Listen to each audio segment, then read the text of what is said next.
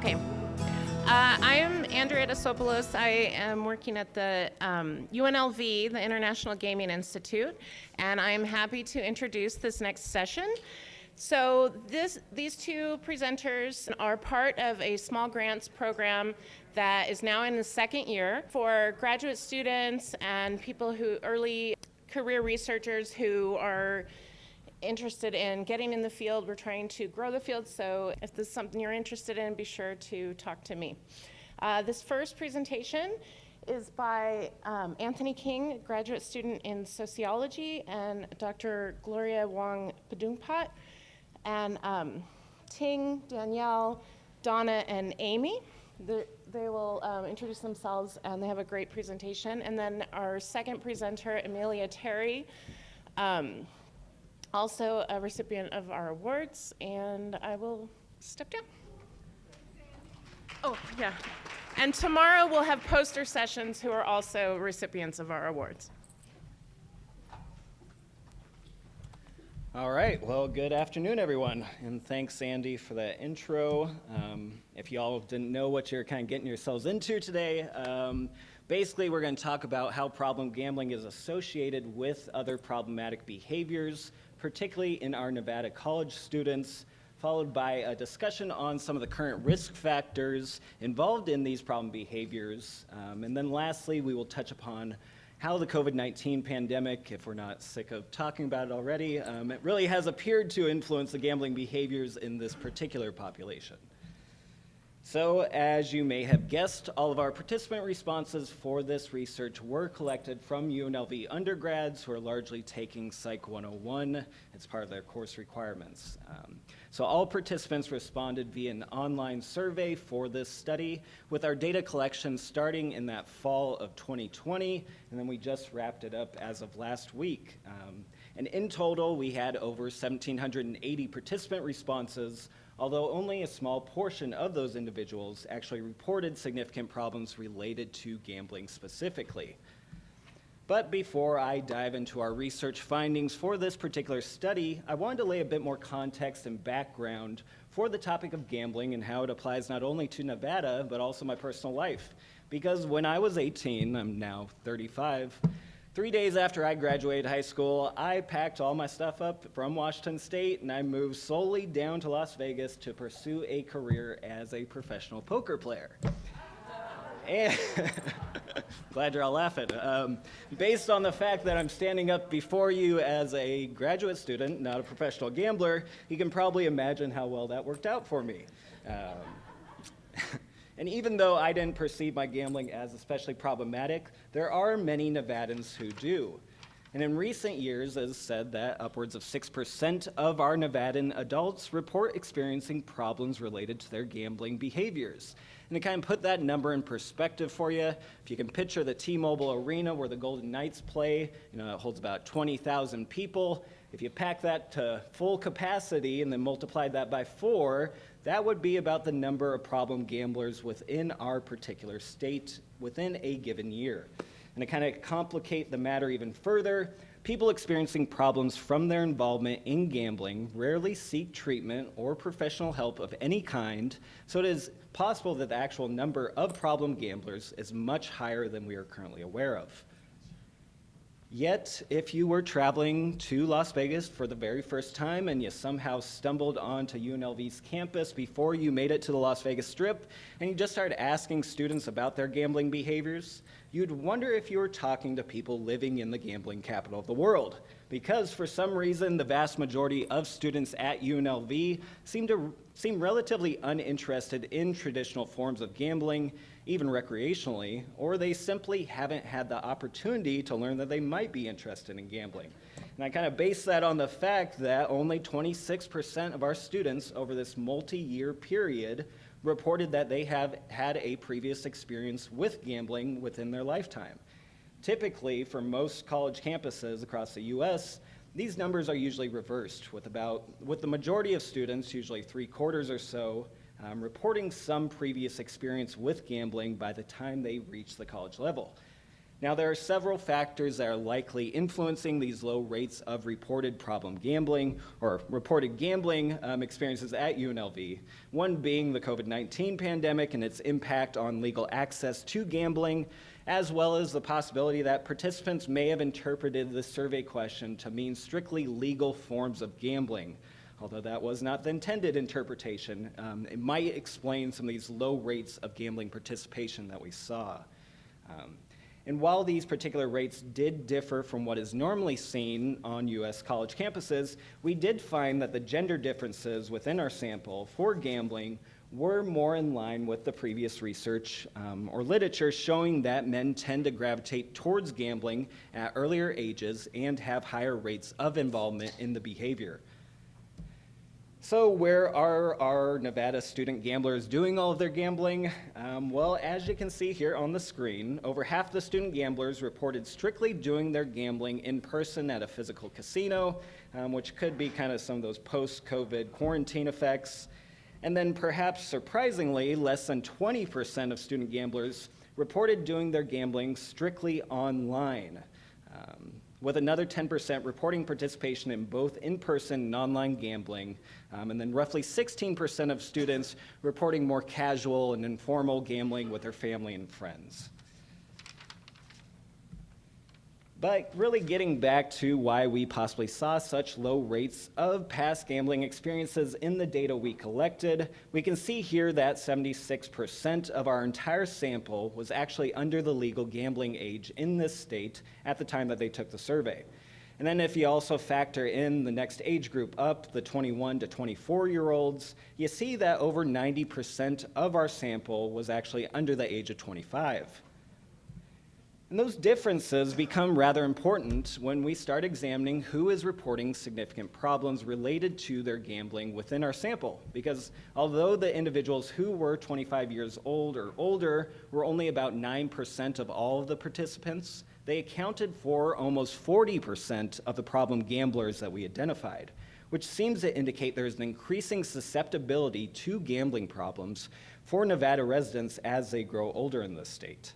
However, even when excluding the older age groups, I found that the overall lifetime problem gambling prevalence rates stayed roughly the same, anywhere between 2 and 3%.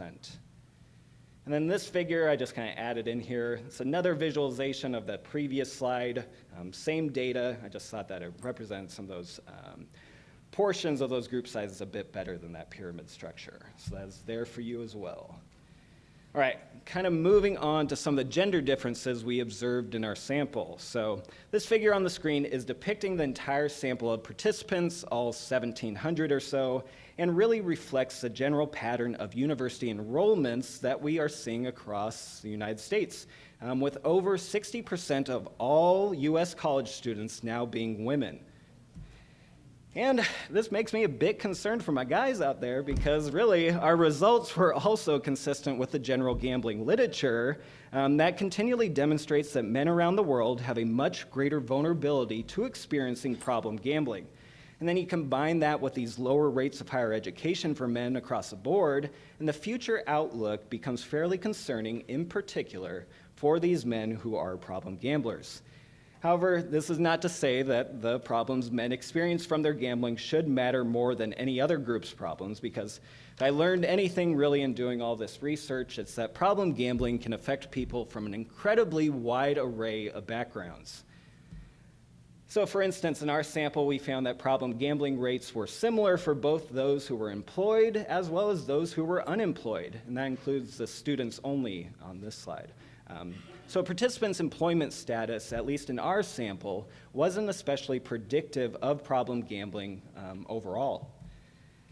And the same goes for participants' political parties, where we saw problem gambling reported under every political option we provided participants with, and it kind of gave me the thought that, you know, if we have no other topic in politics anymore that can cross the aisle politically, you know, problem gambling might be that one last common ground that politics can turn to, if nothing else. But anyways, the point of all this work and really my graduate education is to figure out what is ultimately driving these problematic patterns of behavior.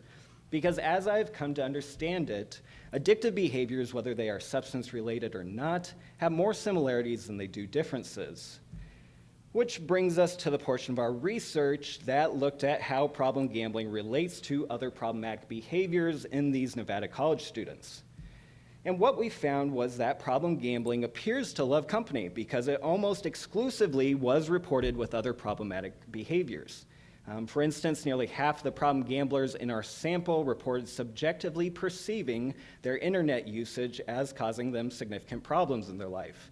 And then about 40% of the problem gamblers reported co-occurring issues with video gaming and overeating. And then about 1/3 reported problems related to excessive shopping, their alcohol usage, and their sexual activity. But where our results started to get really interesting, at least for me, was when we examined the entire sample. And we saw that both gamblers and non-gamblers, this is what this is reflecting, we saw that what problematic behaviors are most associated with problem gambling in our college students. And more than any other problem area, problem gamblers in our sample were most likely to also be problem video gamers, as well as to report significant problems related to their tobacco usage, which is right in line with the previous research on problem gambling, although the overlap with video gaming is a bit more of a new issue. And then another important point on this slide is that overeating was very weakly related to problem gambling. And that's necessary to note because when we looked at what problem behaviors participants reported that best predicted the amount of problem areas they would have in total, we found that people who experienced problems related to controlling their eating habits or their internet usage were the most vulnerable individuals to experiencing problems across these different substances and behaviors that you see listed here on the screen. And out of these 13 categories, problem gambling was much less predictive of participants reporting several other problematic areas of behavior, at least relatively to those other problem areas. All right, but yet just knowing these behavioral overlaps exist doesn't really tell us much about what is actually driving these behaviors. And so essentially, for over the past 4 years or so, I have been combing through the addiction literature, trying to identify and understand the underlying causes and risk factors for these behaviors. And what I found was that adverse childhood experiences in particular appeared to be one of the largest contributors to the development of not only problem gambling, but also addictive behaviors overall. And so now I'm going to pass the baton to Danielle here, and she is going to talk to you a bit more about the connection between adverse childhood experiences and problem gambling.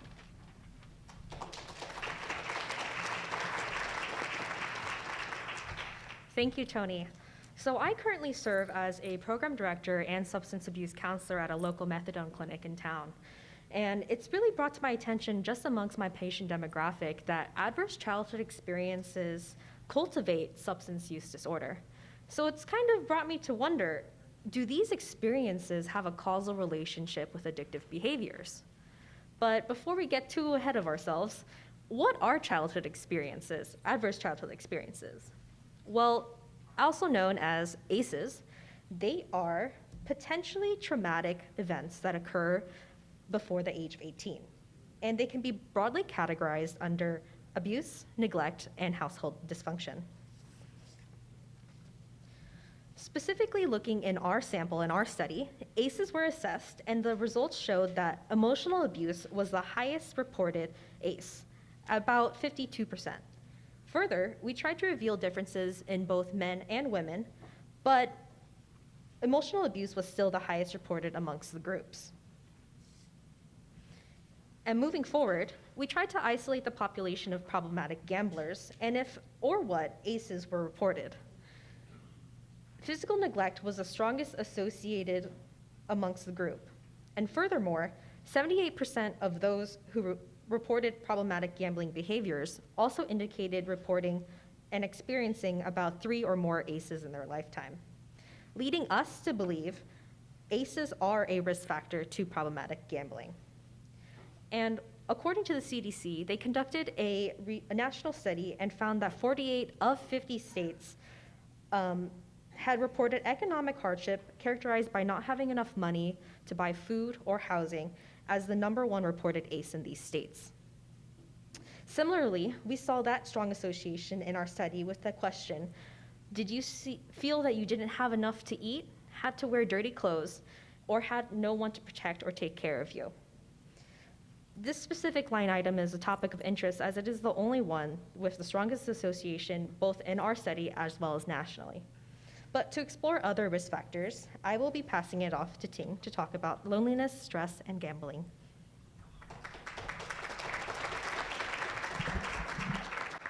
Thank you, Danielle. So ever since the COVID-19 pandemic, we do see more people reporting feeling lonely and stressed. While loneliness and stress are not medical diagnoses, they are closely related to behavioral problems. So loneliness is the subject feeling of being alone regardless of the actual amount of social contact. Our data suggests that more than half of the college students are feeling more lonely than others. As you can see here in the graph, are the significant problems they reported that relate to loneliness. So the big four categories are overeating and shopping, especially among female college students, the internet use, especially among male college students, and sex. All of these factors you see here are positive relationships, meaning that the more lonely they feel, the bigger problems we see. Moving down, we have marijuana use, alcohol consumption, work, and video gaming. What's interesting here is that loneliness does not drive the college student to gamble more, which is probably because the college student use gambling as a social behavior. However, if we are looking at an elder age group, we will be able to see more people using gambling as the coping skills to distract from the loneliness feelings. Now let's take a look at how stress interacts with problematic behavior. First of all, stress is caused by our reactions to a challenging situation, which is what I'm having right now. And it is the physical and the emotional tension that makes me feel nervous, frustrated, and a little fear. So now let's take a look at the graph over here. You can see the same big problems that driven by both stress and loneliness, which means when students are feeling more stressed and they have more loneliness, they are pushed to do more overeating, irrational shopping, problematic internet use, and sex. So notice here that stress do have a very tight relationship with gambling, which is probably because the emerging adults are using gambling as an emotional escape to cope with the negative feelings that are caused by stress.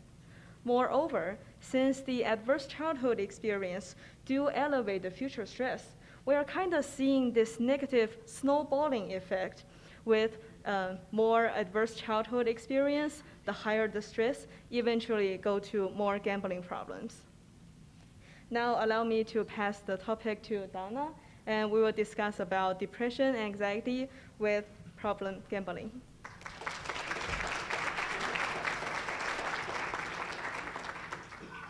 Hi everybody. Today I want to talk to you a little bit about depression and anxiety. Anxiety is the most prevalent mental illness that is affecting people around the world today. And just to put that in perspective for you, the population of California would represent all of the people who are affected by anxiety disorders each year. And the size of Florida would be the people who are affected by depressive symptoms each year. So earlier, Danielle and Ting had spoken to you about adverse childhood experiences and stress. And that's important to know because adverse childhood experiences are a significant factor for developing mood and anxiety disorders. And what we found in our data was that stress was very strongly correlated with depression. And because depression and anxiety often co-occur together, these two conditions are associated with addictive disorders. And we find that the emerging adults age, which is about 18 to 25 years old, this is where their risk period peaks, and this was about 75% of our sample for problematic gambling. General literature shows that depression and anxiety are contributing factors to developing problem gambling, particularly depression. So that's just an example of being anxious, forgetting to change the slide for you. It's actually my first one, so. But when we analyzed our data, we found that anxiety and depression averages had a moderately strong relationship to the ACE scores.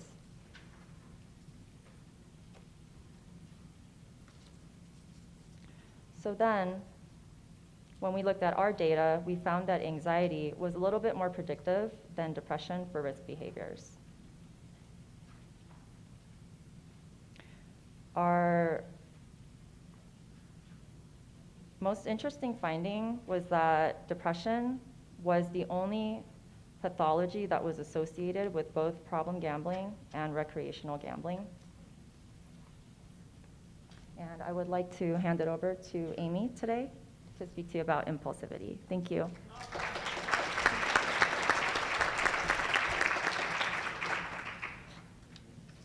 Okay. So problem gambling actually used to be considered an impulse control disorder by the American Psychiatric Association, but it was recently recategorized into an addictive disorder in the DSM-5. And impulsivity is basically a set of behaviors involving disinhibition, unplanned action, and a sense of urgency. So for our study, we used a measurement that basically breaks down impulsivity into 5 separate traits. The first is positive urgency, which is the tendency to act rashly under extreme positive emotion. So someone gets really excited, and that's when they act rashly. Next is negative urgency, which is the tendency to act rashly under extreme negative emotion. So basically acting rashly as means of catharsis or eliminating negative emotions. Next is lack of perseverance, which is the inability to remain focused on a task. Lack of premeditation, which is the tendency to act without thinking. And lastly, sensation seeking, which is the tendency to seek out novel and thrilling experiences. So by breaking down our sample into different age groups, we were able to see that younger participants, specifically in the ages between 21 to 24, reported the most impulsivity traits. And this is likely due to their developing brains and the regions responsible for reward processing, decision-making, and emotional regulation. Those parts of their brains are not fully developed yet. Next, looking at gender, as Tony had explained before with problem gambling rates, men also reported slightly more impulsivity traits than women. And when we break down these groups even more by lived experience with addictions, basically if they have any exposure to addictions at all in their life, we see that women who had lived experience had just about the same or a little bit higher impulsivity traits than men without lived experience. ACEs are also found to be an influential factor in the development of impulsivity traits. And so we see that people who scored higher in ACE scores also had higher amounts of impulsivity traits. And the traits that had the biggest score differences between those with 10 ACEs and no ACEs at all were positive and negative urgency. And this relationship between ACEs and problem gambling was actually stronger among those who scored high in the negative urgency. And lastly, positive urgency and sensation seeking were actually more associated with recreational gambling. So by categorizing impulsivity into separate traits, we're able to see which specific mechanisms of impulsivity are related to problem gambling. So among Nevadan college student problem gamblers, negative urgency was actually the most prominent trait that was reported when compared to non-problem gamblers. And positive urgency was the second most prominent. This relationship was most amplified among younger participants, which, all the other presenters have explained before that this is a common thing.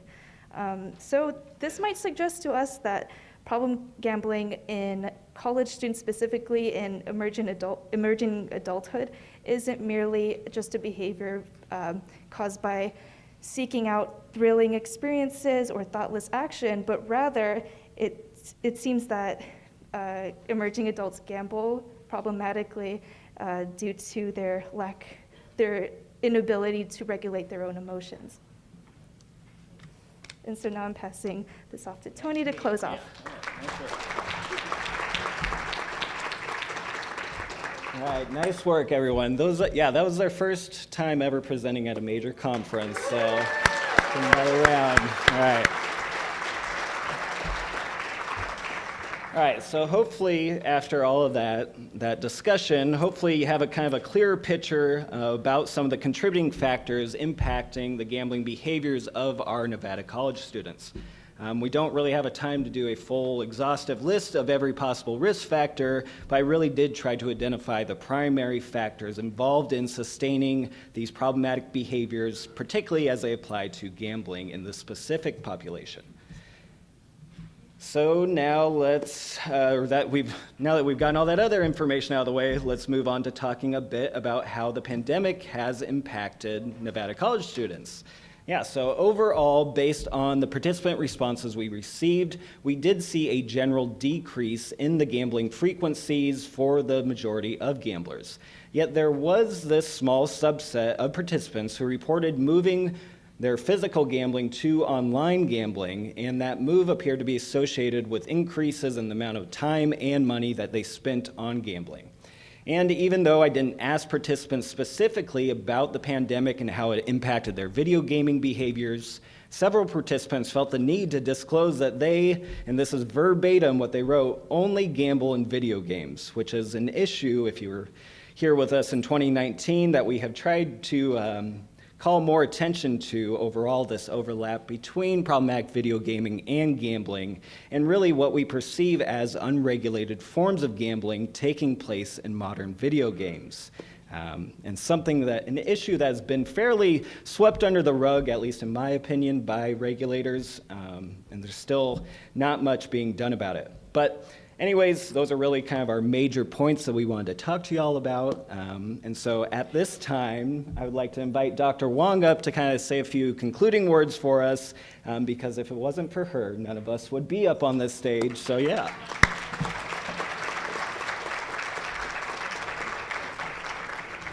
Hello, you all. My name is Gloria Wong-Padoongpatt, and I am assistant professor over at UNLV, and I do research on gambling.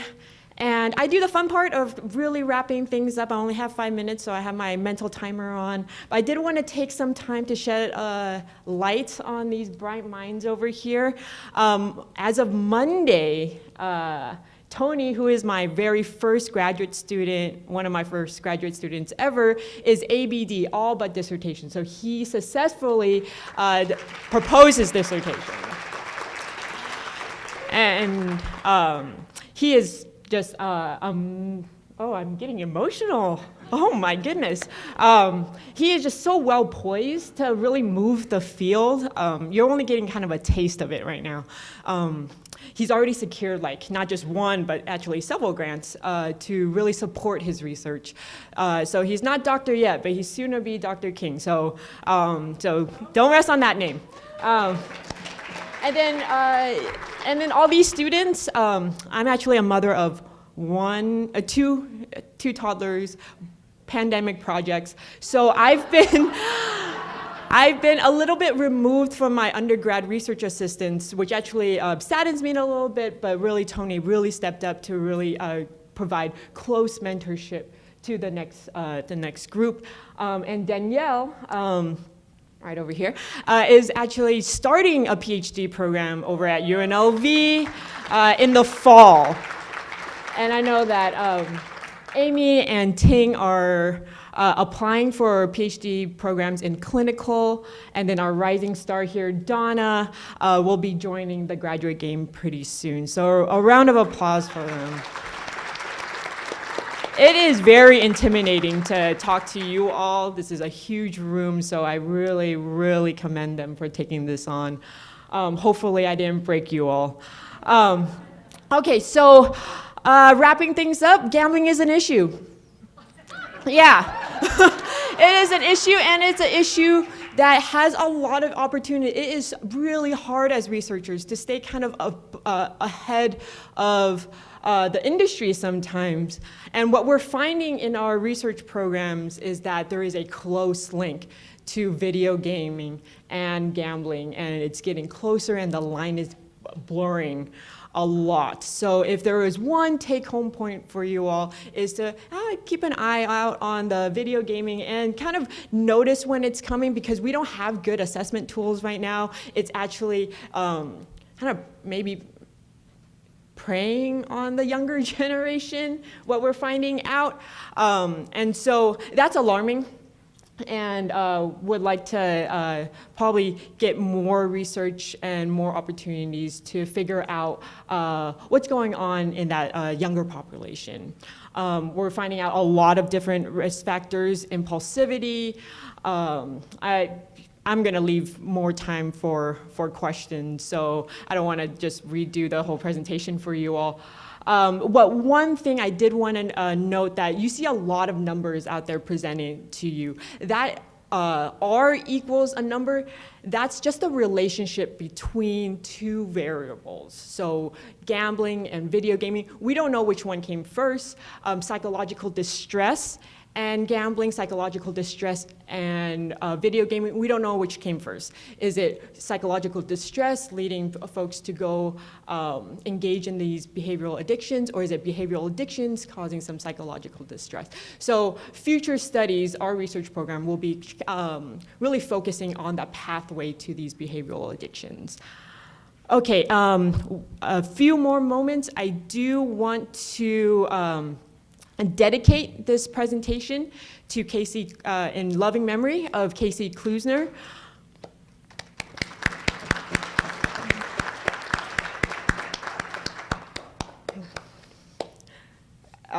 He was a research assistant who actually presented with us in 2019, and we'll like to dedicate this presentation to him and his family.